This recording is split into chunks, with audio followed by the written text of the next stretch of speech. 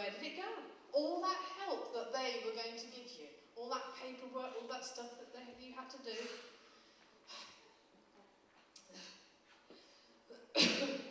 I don't know. I've gone blank. Oh, I know what I was going to say. That was it. What point did you turn from a valued customer to a damn nuisance? I have a feeling we all know the answer to that question. Yeah? That moment the last payment was made, you're on your own. And when I first moved to this part of Spain, because I used to live in Spain, you know, I used to live where Spanish people live. And when I came over here, there were all these people suffering from ASS syndrome. And they all had like bewildered looks in their faces and in their eyes, you know. They all looked sort of disorientated. Now, I came from a completely different sort of background. I'd never rented, I mean, I'd never bought. In fact, I'd always rented. So, I'd, believe it or not, had never heard of inspection trips. Wonderful, isn't it? Never heard of builder's supply. I just had this sort of vague idea that people bought fish and chip shops on the bed or something. I didn't really have a clue, you know, I just sort of no idea. Well, my first year over here as in this bit of Spain, was just a really bad year. I mean, we all have them, don't we? We have bad years where everything goes wrong. Well, it was one of those years. And I was just beginning to see the light at the end of the tunnel when I had a house fire. I did, honest, it's true. I don't tell you any lies here, you know, this is all true. I wrote my car off. Thank you. One bit of super, right, it's not bad, is it? And my kids got nits. Now, I don't know whether you know much about this subject, but after that, I was stuck in a hotel bedroom, spending my evenings combing out nits. Have you ever had to do that? Yeah. Now, there's one thing you have to be very careful of, and that is, while you're doing it, you have to be careful they don't jump out onto your hair. So you have to do your, you know that, don't you? You have to do yours afterwards. And it doesn't look very good because I was still trying to find work, and it doesn't look awfully good. You go around sort of saying, excuse me, I'd like to offer my services to you as a very professional interpreter. Anyway, one day I got an invitation to an ASS support group, otherwise known as an expat social club. And I was introduced, this is Jane, she speaks Spanish. And I thought people would go, oh yeah, that's nice, I do too, or whatever. But they didn't. This bewildered look they had in their eyes, it sort of focused. She speaks Spanish. And they kind of honed in on me. Have you ever seen Michael Jackson's Thriller? Well, this is even more scary, because these people are almost human. Oh, I'm sorry, I can see one or two of them here tonight, sorry about that. Yeah, so I was sort of there, and they kind of... And as they walked towards me, they withdrew pieces of paper from their pockets or their handbags. They were things in Spanish that they didn't understand.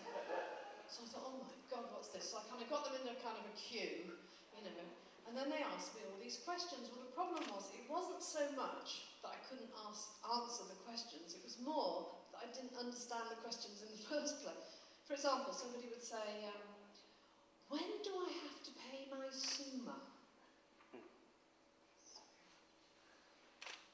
When did he say he wanted paying? Well, I don't know, could you come and help me? Well, my Japanese isn't very good, I'm sorry. And the next person would come and say, how do I get a SIP card? A SIP card, SIP card, is it something to do with wine tasting? I mean, no idea. Then someone would say, I wonder if you could recommend a swimming pool technician. I've got the filters blocked in my swimming pool. Do you know anybody who could help me? I go, well, no, but when you get it fixed, I've got 2 kids with nits who'd like to jump into it. And then, of course, inevitably, they want you to go and interpret for them. Now, I have to say, if anybody has ever done this, it is a God-forsaken job. Don't think it's anything else. The only good thing that you can can say about the job of interpreting is it gets you out the house and it gets you to see another side of life, and that's about it. The problem is that people don't understand that you have to understand what's going on. They don't realise that. They think you're like a machine, and they just sort of chuck all these English words at you, and all these Spanish words come out, and then they chuck all the Spanish words, all the English words go out. They don't realise that you've actually got to understand something or have some idea of the situation. So this leads to some really surreal and bizarre conversations. I mean, for example, you might meet somebody at the law courts. They say, I've got to go to the law courts. They say, okay, we'll meet a bit earlier and we'll have a chat and you tell me what the problem is. I need to know what it is. I can't just walk in and, interpret. So they say, okay. So they say, right, what's it about? So they say, well, we got this letter. Okay, can I see the letter? Oh no, we left it at home. Okay, so what did the letter say? What's it about? Well, I think that those gargoyles made a mistake. What? Those gargoyle civilians. Oh, you mean the police? All right, was it some sort of driving problem? Well, I just want him back. Want him back? Who? Jim. What, is it your husband? Has he been arrested? Well, I haven't seen him for 6 months. Look, let's just concentrate, shall we? Tell me, please, why are we here? What is all this about? And at that point, you realise that they haven't got a clue. They're hoping you'll tell them. And not only that, but you realise that they've got some absolutely stupid idea in their heads. And it was probably something that somebody told them their very, very first day in Spain. Because they say something like, well, we were told that if you're in a British car, they won't insure you unless you drive on the left. I mean, I have to say, there are some people who are just too fucking stupid to deserve it.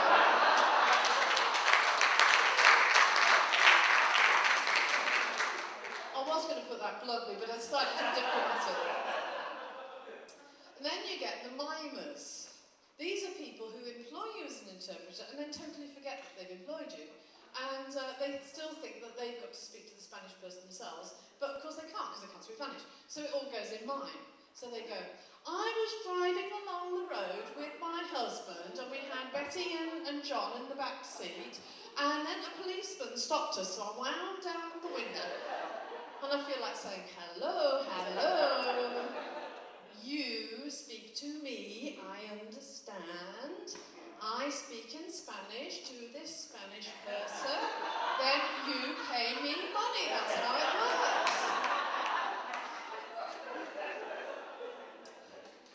And then you've got the different reasons that people need interpreting, and they're always awful. They're always dire. I mean, for example, medical. Now, I'm sorry, but I'm a teacher. And in my job, people don't take their clothes. Well, not unless they're prepared to pay a bit extra. So I find it embarrassing. I mean, you're sitting there at the doctor's surgery and somebody says, while we're here, love, could you just ask him to have a look at this rash on my crotch? Oh, no, for God's sake. And then you get a phone call like this. I've got to go and see a specialist. Okay. I've got erectile dysfunction. I see. Right. You know, it's when the crane doesn't quite make it up to the solarium. Yeah. I've got that point, thank you. Can you come with me?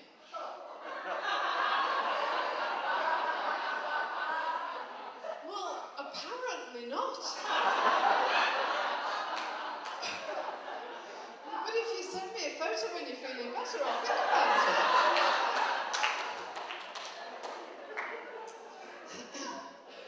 Well, so that's medical. Then there's technical. Well, I'm not a technically minded person. Somebody phones and they say, I've got this technician coming around, he's going to look at our water heater. Would you come and tell us what he says? I go, well, I'm not very technical, I'm not sure if I go, oh, it won't be difficult, all you've got to do is tell us what he says. Okay, fair enough. So I go round to the house, there's the technician and the water heater, there's me, there's the customers. I look at them and I go, oh, it's Bert and Mildred. Oh, hello. Now, do you know, somebody told me something about you. It's your neighbours. Well, oh, yeah, I'm sorry, I forgot about that. Yeah, we won't go to that now. Right, so they say, ask him what's wrong with the boiler, will you? So I say, what? ¿Qué pasa con el boiler? Right, okay. He goes, bueno, es que hay un pequeño problema aquí porque se ve que hay un agujero y está un poco oxidado y yo creo que si apretamos eso, bueno, influye un poco la temperatura del agua. And I'm going, vale, bien, sí, entiendo. Un momento, bien. You need a new one.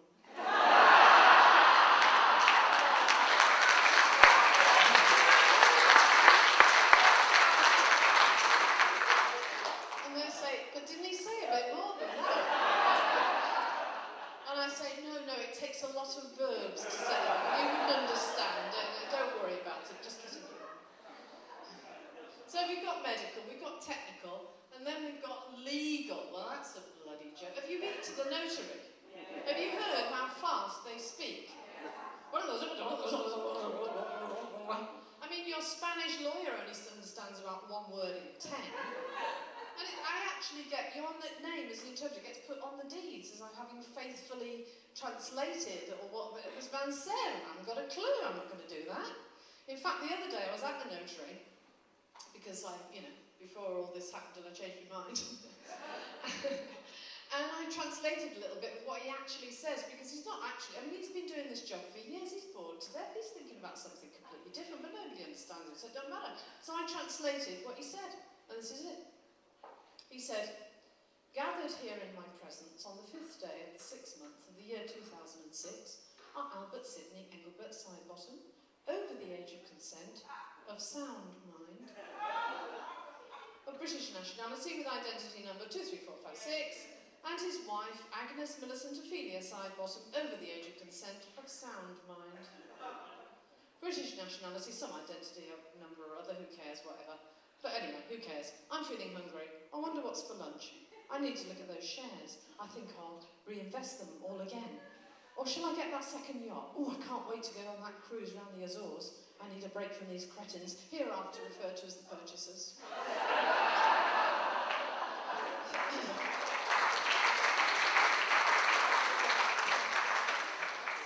Okay, so we got medical, we got technical, we got legal, financial. Oh my God, well, I'm no good with numbers anyway. And usually what happens is you've got some British couple, they want to buy a house, but they can't go over £180,000.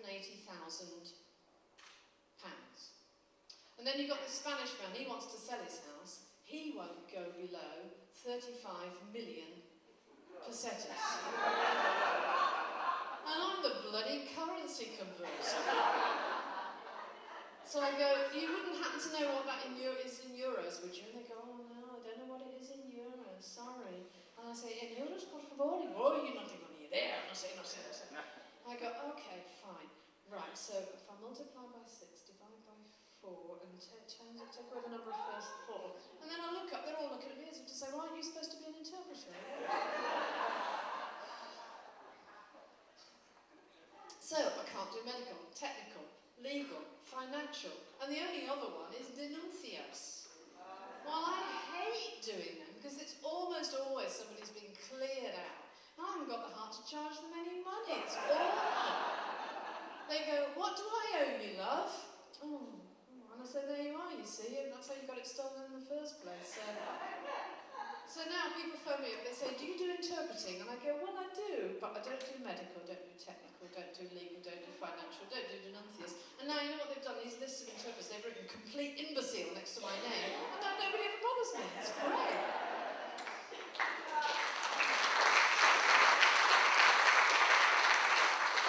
Well, you might think that I'm complicating life a little bit, but you see, I am a language person. And I'm interested in words, and I listen to the words that people use. They fascinate me. And I think that the words we use illustrate how we feel and show the attitudes that we have. So, for example, something that a lot of us say, we've all said it, very Spanish. You said that, very Spanish. I'm not sure that you can say very in Spanish. Isn't it either Spanish or isn't it? I don't know. But people say things like, oh, that restaurant's really good, it's very Spanish. And I'm going to go and live in that little village in the, you know, in a finca because it's very Spanish. I went to Madrid. It was... What did you expect it to be? Very Zimbabwean. And then you get these things, people say things, and it gives you the impression that they think that the Spanish are just one great big mass of people, all with exactly the same tastes, and exactly the same ideas, and exactly the same interests, because they just call them the Spanish. So they say, that restaurant's excellent, the Spanish go there. Well, all 41 million of them. It's getting a bit crowded, when do you have to book? Excuse me. Yeah, and then, I don't know whether you know, we're all guilty of it, we all do it, but have you noticed that we are people, but the Spanish are Spanish? You know what I mean? We're people, Spanish. Yeah? English people, Spanish people, Spanish.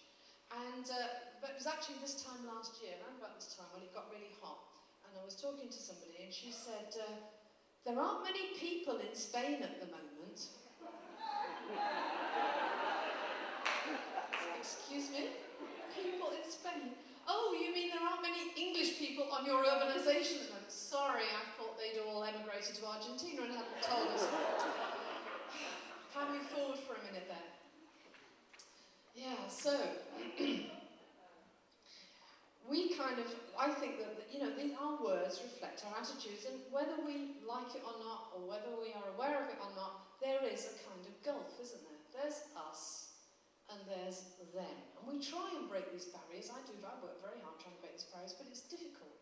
And sometimes you can see it physically. I mean, for example, one day I went to the bank, and I walked in. It was a different bank from where I usually go. It was in Playa Flamenca, in fact. And there was this row of people. And you remember those giant primary school children we were talking about before? Well, they were all stood there, all little bits of paper. They all looked as though they were queuing up to see the headmaster to be caned. They were all sort of like this sheepish look on their faces. You know. Like the Spanish were just walking in, all sort of, you know, they're like the teachers, you know.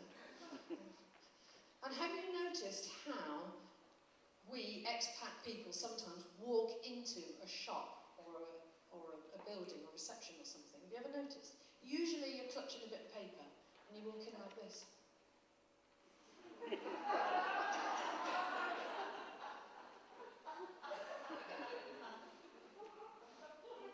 Look like somebody who's just been let out of an Austrian cellar for 20 years. I'm not sure what to expect in the outside world. I mean, no wonder people think we're peculiar. Anyway, what happens is that these situations out in the big wide world, they make us feel uncomfortable. And we have a word, we have a trendy word now. We can all use this word, it makes us feel a lot better. We talk about the comfort zone. Yeah, we don't like that's outside our comfort zone. So we've created our own little comfort zone, haven't we? I mean, we have. We've got social clubs, and we've got supermarkets, and we've got television programmes, and that's where we feel comfortable. It's our little comfort zone. And the problem is that, I hate to tell you this, but it's true. When you left your country and moved to a foreign country, you left your comfort zone behind. You can't say, I live in Spain, and still have your comfort zone with you.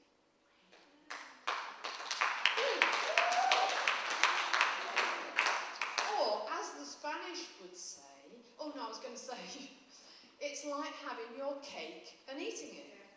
Right, as the Spanish would say, cakey, yum yum yum, no, no, no, grande problema.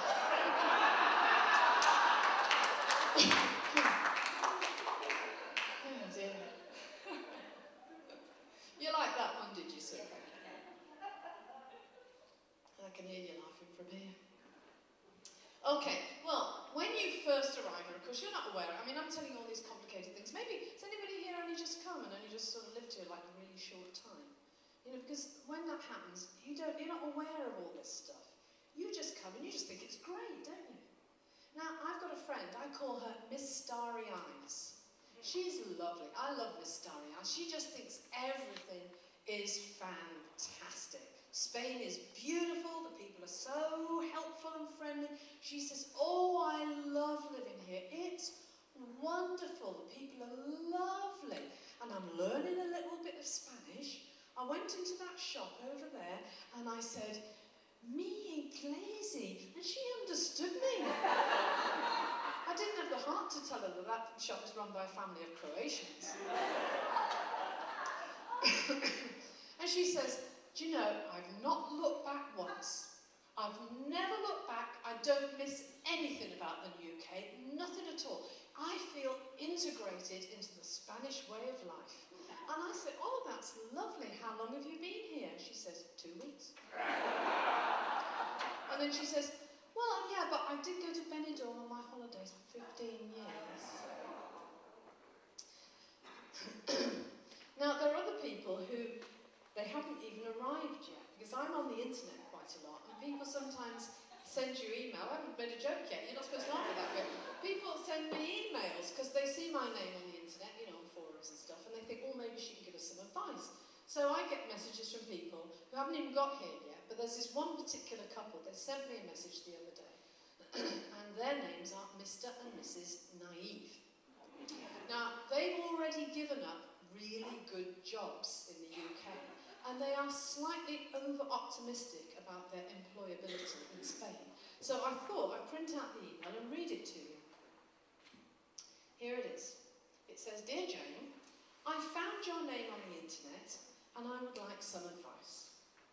I am a highly experienced health and safety inspector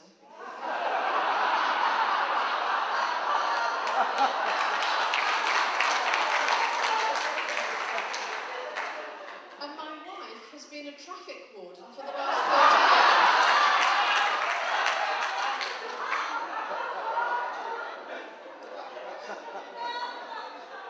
We're both active in the local flower arranging society and are fairly competent hang gliders. We have 2 children of school age.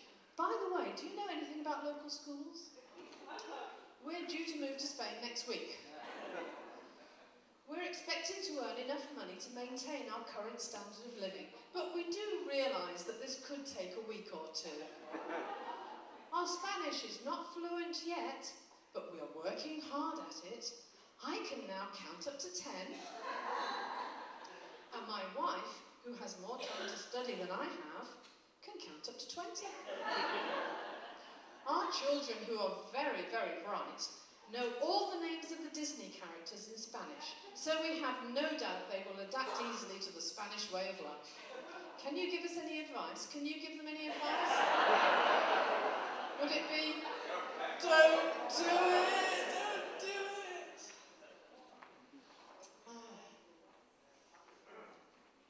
Now then, you come, you get over all these hurdles, and then, you know, you've already been let down maybe, some people haven't, but a lot of people have with the after sales and all that. So you think, right, I've now got to get down to the serious business of sorting out my life in Spain, and there's all that paperwork and all those things that you've got to do, and you're all, it's ever so confusing. What am I going to do?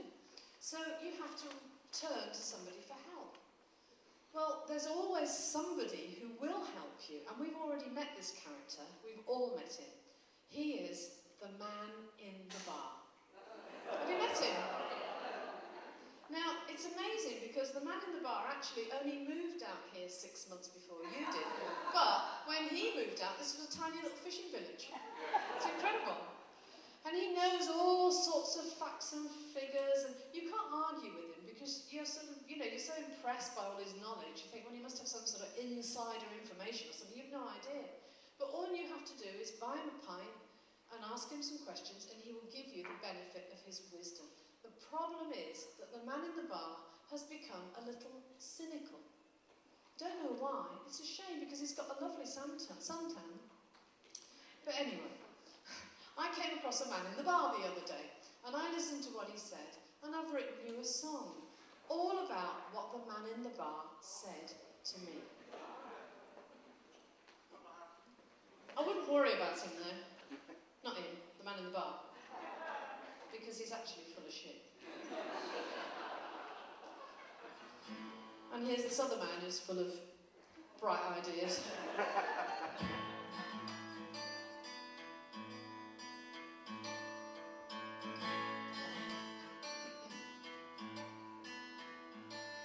There are 9 million houses being built. That's a fact. It's a thing you can't deny, like the fact that I would never tell a lie.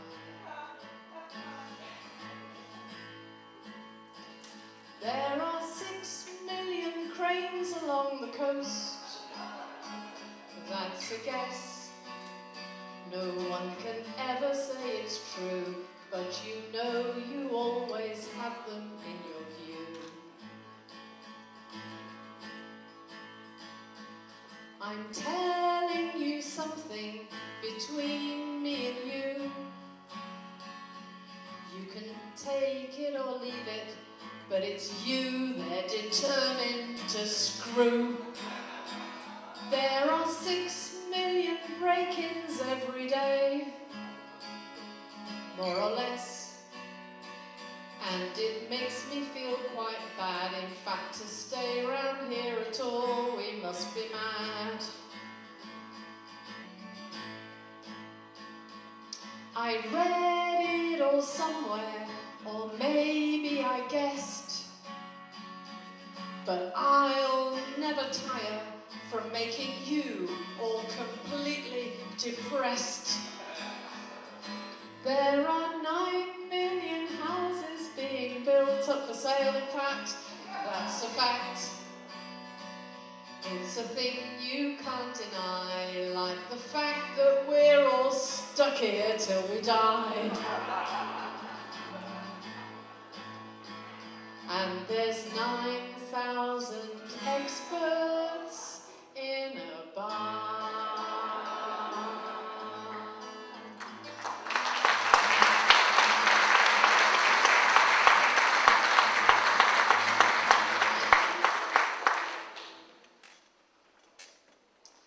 Thank you so much. Ooh, going the wrong way here. Well, he wasn't a lot of help really, was he? He didn't tell us what papers we had to fill in and what we had to do. It's just all he's done is made us feel more depressed than we were before. But not to worry, because you've got a neighbour, and he'll help you. His name is Mr. Ever So Helpful. You got a neighbour like him, Mr. Ever So Helpful? Maybe some of you are here. Now, Mr. Ever So Helpful, he's done all his homework. He's read all the right books, and he's done all the research on the internet, and he's found out all the information, gone all to the meetings and everything, and he's taken copious notes about everything. So he knows exactly what to do for all your paperwork situations. He's got it all sussed. The only problem is that Mr. Ever So Helpful is working on 2 basic premises that aren't quite correct. One is that everything that applies to him applies to everybody else. And the other is that Spanish bureaucracy doesn't change. But what he does, and I mean I've had these things given to me, he draws little maps, like you want to do a particular bit of paperwork. So he does a sheet, you know, he types it all out, draws you a little map, tells you all the buildings you've got to go to and everything, and all the instructions, all the details, what you need. And I've got one here because people give me these things. They say, Jane, this will be useful for your students. And I go, yeah, thank you ever so much. It's usually this lovely black fuzzy map that nobody can read with arrows on it and everything. And then it goes A, B, C, D, E and all the pointers. So this is what this one says. It says, if you go to A there, it says there's a little bar where they do a very good cup of coffee for only 80 cents because he like makes it a day out for you. You know what I mean? Okay, B, there's the photocopy shop because you have to get some photocopies done. Very nice lady speaks some English. Okay, that's not bad. C, there we are. This is the building you have to go to. Now, I recommend that